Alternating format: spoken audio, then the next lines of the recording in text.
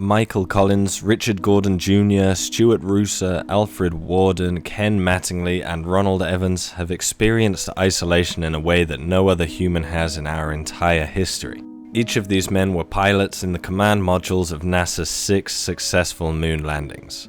As the 2 astronauts they carried were on the moon, these men were left in space, orbiting the moon once every 2 hours. For roughly 45 minutes in each orbit, the command module would be on the far side of the moon. The Earth and everyone on it was 250,000 miles away. Radio contact with anyone was impossible. The Earth was hidden behind the moon. They were truly alone in space, hidden from everyone, invisible to the only planet that has been home to every single organism that has ever lived, as far as we're aware anyway. Here's how Michael Collins described his experience.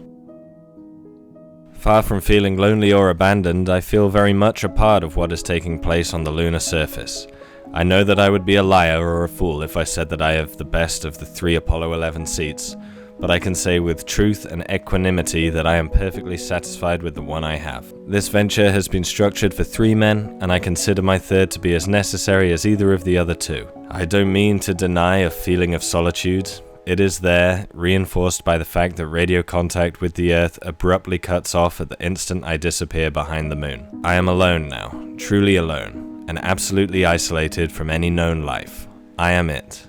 If a count were taken, the score would be 3 billion plus 2 over on the other side of the moon, and 1 plus God knows what on this side.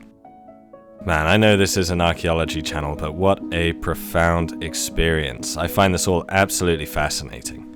Who knows when a human will again be as far from the Earth as these brave men were?